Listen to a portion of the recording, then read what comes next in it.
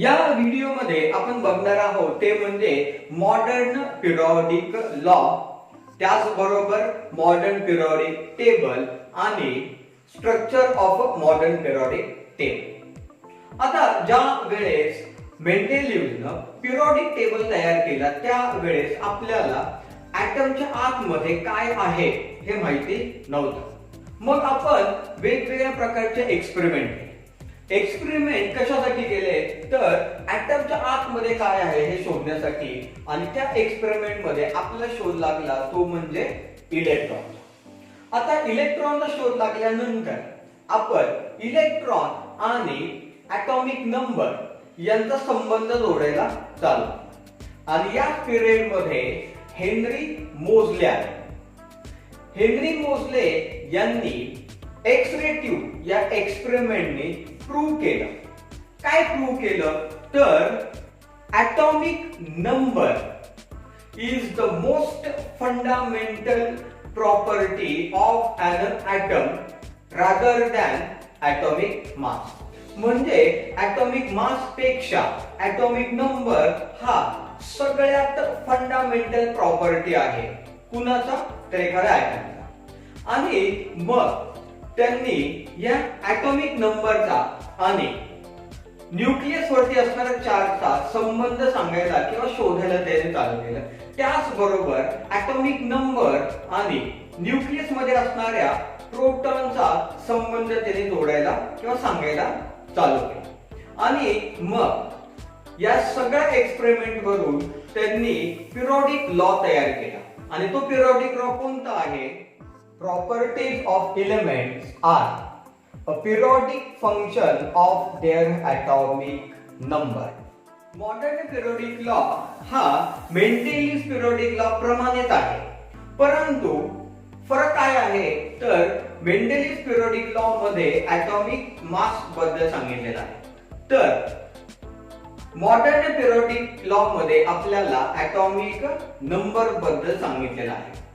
आता modern periodic law आपल्याला काय सांगतो तर physical and chemical property of an element are periodic function of their atomic number. म्हणजे जर समजा आपण एलिमेंटची अरेंजमेंट हे त्याच्या ॲटॉमिक नंबर प्रमाणे केली तर एका ठराविक ॲटॉमिक नंबर नंतर असा एलिमेंट सापडतोच की ज्याच्या प्रॉपर्टी या रिपीट झालेल्या आहेत। आता या ठिकाणी त्याच्या प्रॉपर्टीज आहेत, त्या प्रॉपर्टीजच्या रिपीटेशन हे कशामुळे आहे? It is due to the atomic number. म्हणजे या ॲटॉमिक नंबर प्रमाणे जर आपण एलिमेंटची अरेंजमेंट केली तर एका ठराविक ॲटॉमिक नंबर नंतर असा एलिमेंट सापडणारच की ज्याच्या प्रॉपर्टी ह्या काय झालेल्या आहेत तर रिपीट झालेल्या आहेत, आणि त्याच रिपीटेशनला आपण काय म्हणतो? It is the periodic function. आणि हे पिरियोडिक फंक्शन आता कुणामुळे आहे? It is due to the atomic number. आता एक गोष्ट लक्षात घ्या की मेंडेलिव्ह पिरियोडिक टेबल मध्ये जे ॲटॉमिक नंबर आपल्याला सांगितलेले आहेत ऍक्च्युअली ते ॲटॉमिक नंबर नाहीये, it is the serial number of that element. त्या एलिमेंटचा तो काय आहे तर सिरियल नंबर आहे।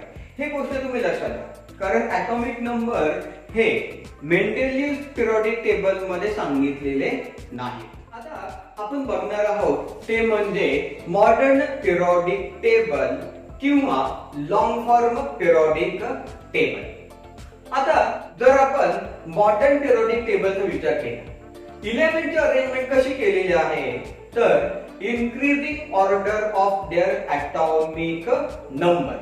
म्हणजे इथे ॲटॉमिक नंबरचा विचार केलेला आहे, आणि ती ऑर्डर कशी आहे तर चढत्या क्रमाने इन्क्रीजिंग ऑर्डर। आणि याच्यामुळे आपण आतापर्यंत जेवढे एलिमेंट डिस्कवर झालेले आहे त्यांचं व्यवस्थित क्लासिफिकेशन करू शकलो। ॲटॉमिक नंबरमुळे आपण कोणत्याही एलिमेंटच्या प्रॉपर्टीज हे ॲक्युरेट सांगू शकतो। मग तो मेटल आहे का नॉन मेटल आहे, किंवा त्याचं इलेक्ट्रॉनिक कॉन्फिगरेशन काय आहे, त्याच्याकडे किती शेल्स आहेत, त्याची व्हॅलेन्सी किती आहे, या सगळ्या गोष्टी आपण या एकट्या ऍटॉमिक नंबर वरून सांगू शकतो. आता मेंडेलिस पिरियोडिक टेबल मध्ये जे ड्रॉबॅक्स होते ते ड्रॉबॅक मॉडर्न पिरियोडिक टेबल मध्ये दूर झालेले आहेत. परंतु मॉडर्न पिरियोडिक टेबल मध्ये पण अजून एक एम्बिग्युटी आहे आणि ती एम्बिग्युटी कुणाच्या संदर्भात आहे, इट इज द हायड्रोजन. म्हणजे अजूनही आपण या हायड्रोजनची पोझिशन फिक्स करू शकलो नाही. म्हणजे त्याला अल्कली मेटल मध्ये ठेवायचंय का हॅलोजन मध्ये ठेवायचं, हे अजून पण आपण मॉडर्न पिरियोडिक टेबल मध्ये पण फिक्स केलेलं नाही. 9वी मध्ये असताना इलेक्ट्रॉनिक कॉन्फिगरेशन बघितलेलं आहे. इलेक्ट्रॉनिक कॉन्फिगरेशन म्हणजे काय, तर distribution of a electron in the shell. म्हणजे कोणत्या शेल मध्ये किती इलेक्ट्रॉन असतात यालाच आपण काय म्हणतो, it is the electronic configuration. आणि modern periodic table gives the relation between atomic number and electronic configuration. म्हणजे आपल्याला मॉडर्न पिरियोडिक टेबल मध्ये atomic नंबर आणि इलेक्ट्रॉनिक कॉन्फिगरेशन यांचं रिलेशन बघायला मिळतं. अजून एक महत्त्वाचा मुद्दा इथं काय आहे, तर modern periodic table is also called as a long form periodic table. म्हणजे मॉडर्न पिरियोडिक टेबललाच आपण काय म्हणतो, it is called as a long form periodic table. तुम्हाला हे दोन्ही नावं लक्षात ठेवायचे. मे बी तुम्हाला मॉडर्न पिरियोडिक टेबल बद्दल विचारतील पेपर मध्ये, किंवा मॉडर्न पिरियोडिक टेबलच्या ऐवजी ते लॉंग फॉर्म पिरियोडिक टेबल हा शब्दप्रयोग वापरतील. आता आपण बघणार आहोत ते म्हणजे structure of a modern periodic table. आपल्या 10वीच्या पुस्तकामध्ये मॉडर्न पिरियोडिक टेबलचं जे स्ट्रक्चर सांगितलेलं आहे ते स्ट्रक्चर हे खूप साधं आणि सोप्या पद्धतीने सांगितलेलं आहे आणि ऍक्च्युली ते आहे पण. जर आपण मॉडर्न पिरियोडिक टेबलचा विचार केला तर मॉडर्न पिरियोडिक टेबल मध्ये आपल्याला अशा व्हर्टिकल कॉलम्स बघायला मिळतात. या व्हर्टिकल कॉलम्सला आपण काय म्हणतो, it is called as a group. त्यांना आपण म्हणतो ग्रुप. आता असे व्हर्टिकल कॉलम्स किती आहेत आपल्याकडे, तर इट इज 1 to 18, 1 ते 18. याचा अर्थ झाला काय की आपल्याकडे असे जे ग्रुप्स आहेत ते ग्रुप्स किती झाले, इट इज द 18. म्हणजे 18 ग्रुप आहेत आपल्या मॉडर्न पिरियोडिक टेबल मध्ये. त्याचप्रमाणे आपल्याला मॉडर्न पिरियोडिक टेबल मध्ये अशा व्हर्टिकल रोज पण बघायला मिळतात. हे जे व्हर्टिकल रोज आहेत या व्हर्टिकल रोजला आपण काय म्हणतो, it is called as a period. त्यांना आपण काय म्हणतो, पिरियड म्हणतो. असे व्हर्टिकल रोज किती आहेत आपल्याकडे, तर 1 ते 7. देयर आर 7 रोज. याचा अर्थ काय झाला की आपल्याकडे जे पिरियड आहे ते पिरियड हे किती झाले, देयर आर 7 पिरियड. म्हणजे 7 पिरियड झाले.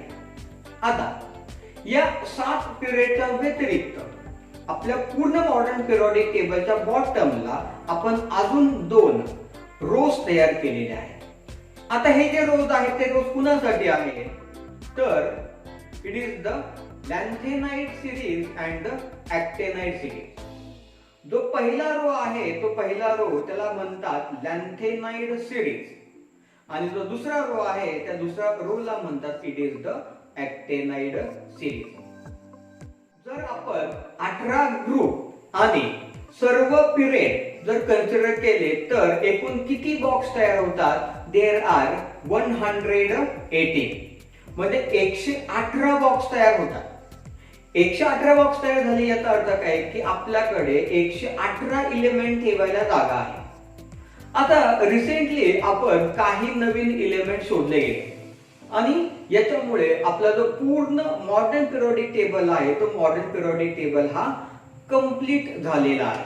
म्हणजे आपल्या मॉडर्न पिरियोडिक टेबल मध्ये एकूण इलेमेंटची संख्या किती झाली, इट इज द 118.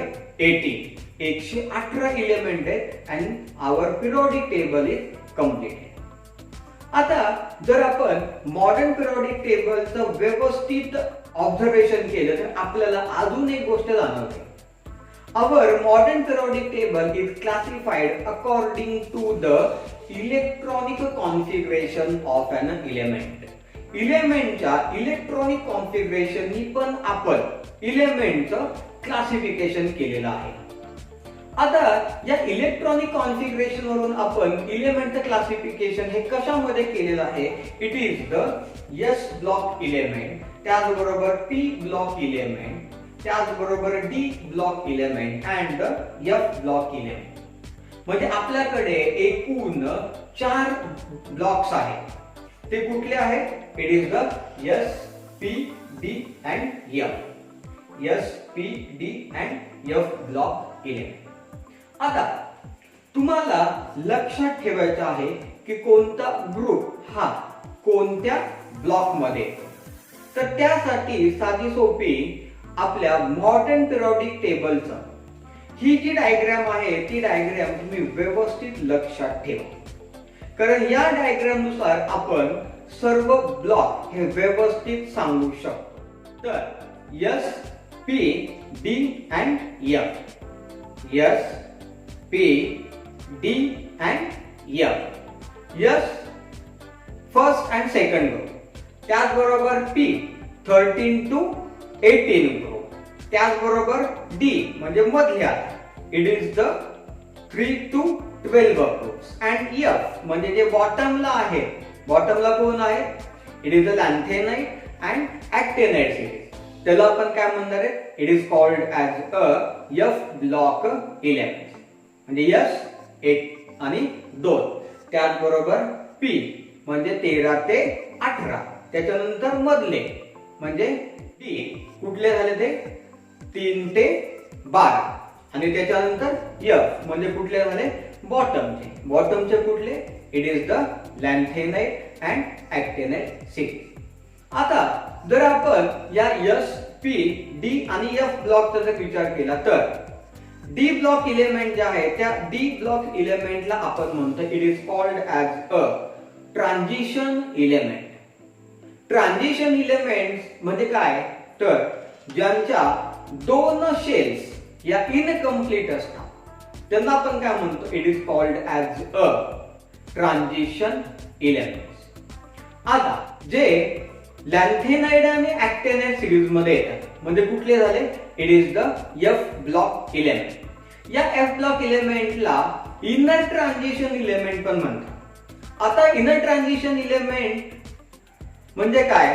तर इनर ट्रान्झिशन इलेमेंटच्या शेवटचे 3 शेल्स किंवा 3 ऑर्बिट ह्या इनकम्प्लीट असतात. That is why it is called as a inner transition element.